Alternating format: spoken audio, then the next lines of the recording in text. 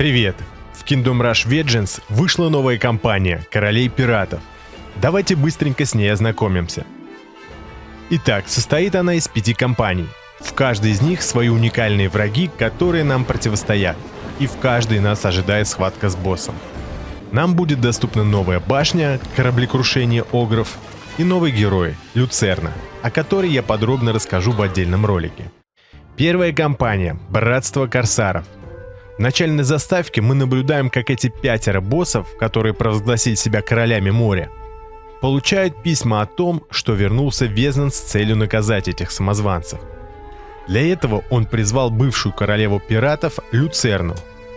Бывшую потому, что ее предали и убили, и теперь она вернулась в виде призрака, чтобы отомстить. Мы видим, что Люцерна высадилась на первом острове, где ее встречает глава пиратов по прозвищу Черный Корсар. Сразу строю новую башню, из которой выходит могучий огр.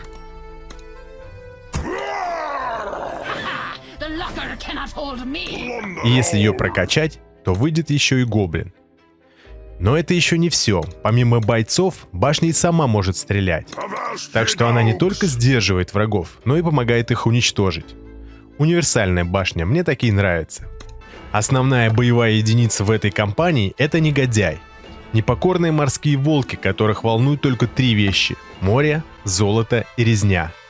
У них 300 единиц здоровья и урон в 10-15 единиц. Брони у них никакой нет, так что легко уничтожаются любыми башнями. Далее выходят буконьеры.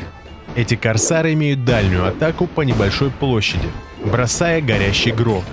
У них 360 здоровья и 8-12 атака, брони нет.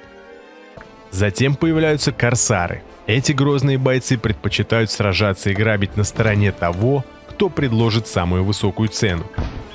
Эти бородачи сильны, имеют много здоровья и хороший урон, облачены в легкую физическую броню, к тому же восполняют свое здоровье. А вот и первый летающий юнит – это попугай-бомбардир. Сначала они летят медленно и держат в лапах бомбу, которая наносит много урона. Затем они бросают ее и сильно ускоряются. Здесь важно быстро убить их, иначе они ускользнут. Следом выходит новый сильный враг – боцман. Этот толстопуз несет огромный якорь, которым он наносит свои мощные удары по площади. У него 2200 единиц здоровья и атака в 90-125 единиц. Можно сказать, что он мини-босс. Хорошо, что у него нет брони, и башни любого типа наносят полный урон. Очень хорошо с ним справляются элитные истязатели своим градом стрел. Они вообще против любого сильного противника хорошо себя показывают. Все, больше у нас новых врагов здесь не появится. Эта кампания имеет повышенный урон сложности, но мне удалось каждую из 5 кампаний пройти с первого раза на 3 звезды. Тактика была примерно везде одинаковая. Для сдерживания врагов я строил новую башню с ограми, а сзади нее ставил башню с истязателями. Они очень хорошо расстреливают любых врагов издалека. Еще обязательно строил башню с шаолиньскими монахами. Они своими ударами задерживают врагов, что очень помогает особенно с быстрыми противниками. К тому же они бьют не только наземных, но и воздушных юнитов.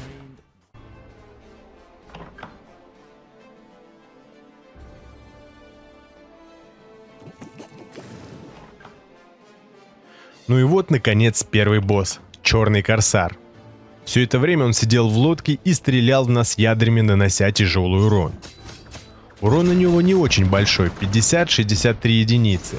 Но он наносит сразу 3 удара и делает это очень быстро. Так что он фарширует ваших бойцов на мелкие кусочки, особо не напрягаясь. Здоровья у него много – 13 тысяч. Так что он долго может держаться на поле боя. Обладает способностью вызывать артиллерийский удар по вашим позициям.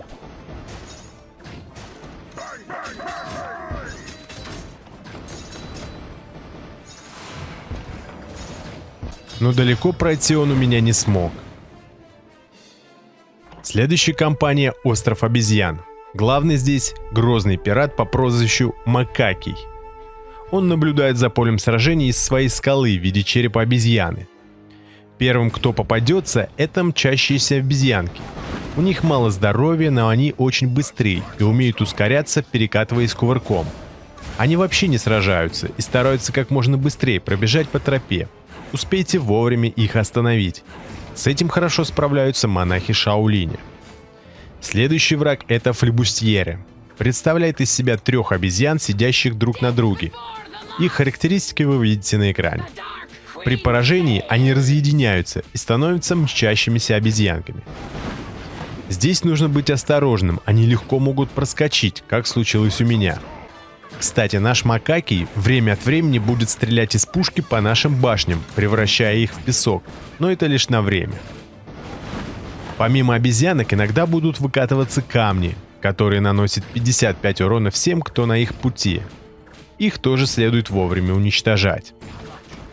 Новый противник — это Бумбуин, у которого забавное описание. Узнав, что шимпанзе с пулеметом не разрешены, они решили освоить другой профиль — обезьяны с гранатой. Верхом на бочке эта забавная обезьянка въезжает в толпу и взрывается, нанося урон по площади. После взрыва она пытается быстро сбежать. Урон наносит немаленький — 150-200 единиц. Затем выйдет интересная обезьяна по прозвищу Мечехвост. Такое название она получила из-за кинжала, привязанного к кончику ее хвоста. Ее характеристики на экране. Она имеет 2 типа атаки: дальнюю, метая кинжалом в соперников, и ближнюю. К тому же она заражает врагов ядом. Ближний урон у обезьяны меньше почти вдвое — 16-24 единицы.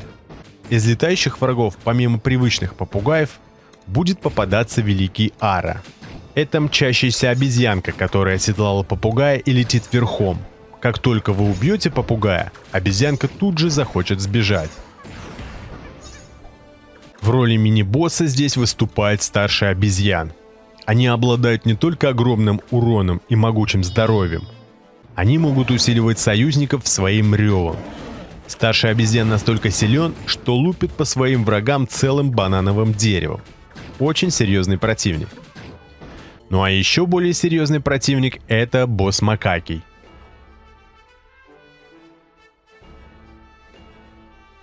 Он, в отличие от других врагов, выходит по центральной тропе. Старшие обезьяны несут его прямо с кораблем по тропе. Двигаются они медленно. Босс не атакует, а лишь призывает старших обезьян в бой и иногда заплевывает экран. Здоровье у него поменьше, чем у первого босса, и тоже нет брони. Однако убить его будет довольно сложно. Башни постоянно отвлекались на других врагов и мало били по боссу. Он у меня чуть было не прошел. Стязателями я как мог его задерживал. Еще и герой предательски умирает.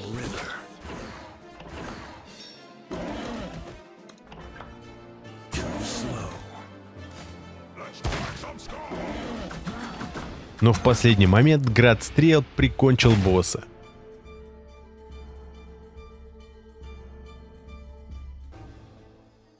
Переходим к третьей кампании — Акулий Риф. Забегая вперед, скажу, что здесь самый неприятный босс из всех. Это гигантская акула по прозвищу Король Глубин. Она восседает на троне в пасти скелета еще более огромного существа. Давайте знакомиться с местными обитателями. Базовый юнит — это лимонакула Резак. 240 единиц здоровья и атака 15-35. При каждой атаке она крадет 30% от нанесенного урона. Кстати, кражи здоровья будут присущи абсолютно всем врагам в этом уровне. Следующая акула — мощный боец. Это Быкула-бегун. Она также крадет жизни, но еще может передвигаться под землей, заныривая в нее будто в воду. Характеристики акулы вы видите на экране. Следующий — это Молотомаг. Под водой ходит поговорка: чем морда страшнее, тем маг сильнее. И эти твари определенно тому доказательство. И трудно с этим не согласиться. Действительно мерзкое на вид существо. Но этот маг довольно сильный, он может оглушить солдат в области, либо вывести на время любую башню. Обладает хорошей магической броней и высоким уроном. Как и другие акулы, крадет жизнь при укусе. Следующее существо — Злакула. Мерзкая когтистая тварь. наносит чистый урон, атакует быстро. Если рядом такая же злакула, то урон увеличивается в 3 раза. Крадет жизни при укусе. Ну и кто же у нас мини-босс? А вот он, весь израненный и побитый мегалодон. По нему видно, что на него ведется охота, но поймать его не вышло. У мегалодона просто колоссальное количество здоровья – 3500. Урон от атаки не написали, потому что он заберет любое количество жизней. Он просто проглатывает любого, кто подвернется. Причем заглатывает всех на небольшой площади, восстанавливая при этом часть жизни. Мегалодон – один из самых опасных мини-боссов. Убивать его следует издалека.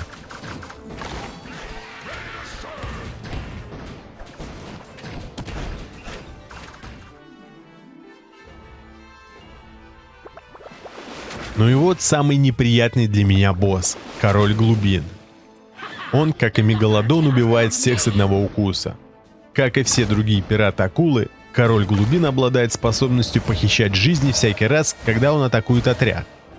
Каждые 15 секунд он вытаскивает телефон в виде раковины и вызывает на бой либо 2 злакул, либо 2 быкул, либо по одному из каждого. Однако, ничто из этого не сравнится с его самым смертоносным трюком.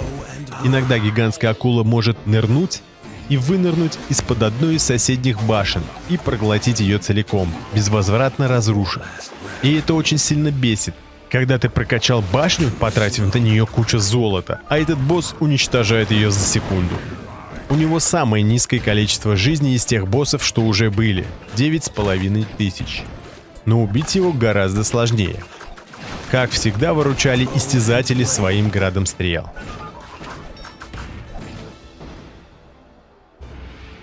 Еще один босс повержен, и переходим к 4-й кампании. Бухта черепокрушений. Это мрачное место, всегда затянутое странным туманом. Этот туман непростой. Он придает скорости существам, обитающим здесь. А существа, что здесь обитают, это призраки. Основная боевая единица – это воскресший головорез. Имеет не очень много здоровья, но атака хорошая – 45-80. В тумане становится быстрее, и так как они ходят толпами, то лучше не подпускать их в ближний бой, а уничтожать издалека. Следующий враг – вербовщица трупов. Выполняет роль магов-призраков. Имеет очень хороший магический урон и много здоровья. Умеет воскрешать головорезов.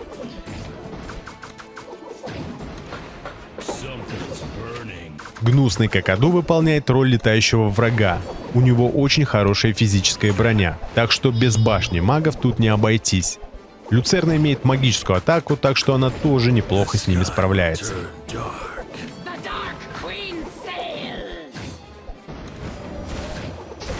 Из сильных противников здесь повешенный капитан. У него 1250 здоровья. И атака, убивающая с одного удара любого, кто встанет на его пути.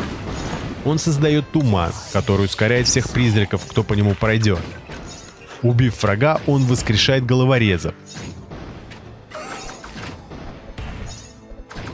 Еще один неприятный новый враг – это призрачный баркас. Это летающий юнит с большой магической защитой, так что и башни с физической атакой тут будут не лишними. К тому же он создает магическую ару, и союзники в ней получают такое же количество магической брони. Убить его довольно сложно, так как он имеет большое количество здоровья. Ну и босс уровня Спектро.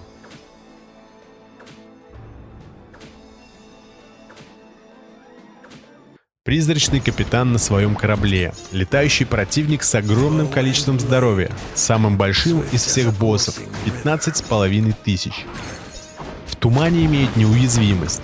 Атакует артиллерийским ударом по области в количестве 7 бомб, каждый из которых наносит урон 11-22. Разобрался я с ним легко и без труда.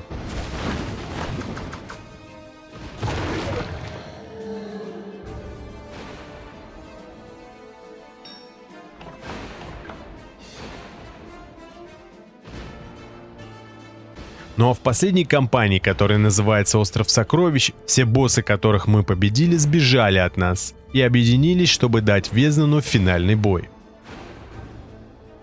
Во главе этой шайки стоит уже известный нам капитан Блэкторн, за которого мы могли играть в игре Kingdom Rush Frontiers. Так как тут собралась вся шайка прошлых кампаний, то и врагов новых не будет. Тут сборка противников из всех предыдущих кампаний. Также нам предстоит еще раз сразиться с каждым из этих боссов по очереди в той же последовательности. Уровень, конечно, сделан очень красиво. Абсолютно все усыпано золотом, это результат грабежей всех пиратов. Сам капитан Блэкторн будет иногда воровать и ваше золото с помощью своего попугая. Заберет он 150 монет, и это раздражает. Ну а в конце ждет сражение с этим капитаном. У него 15 тысяч здоровья и атака от 75 до 115.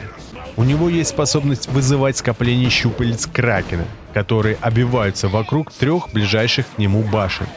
Одна из щупалец полностью разрушает башню, в то время как 2 других лишь временно выводят их из строя. Время от времени пиратский капитан хватается за своего попугая и пролетает небольшое расстояние вперед, полностью игнорируя всех наземных юнитов на своем пути. Двигаясь по тропе, он все еще продолжает красть ваше золото. Когда я его убил, у меня игра повисла. И я, конечно же, не знаю, чем все закончилось. А переигрывать желания не было. Я не знаю, глюк ли это только у меня, или в игре подобный баг. Так что хотел бы, чтобы вы написали в комментариях, что же было дальше.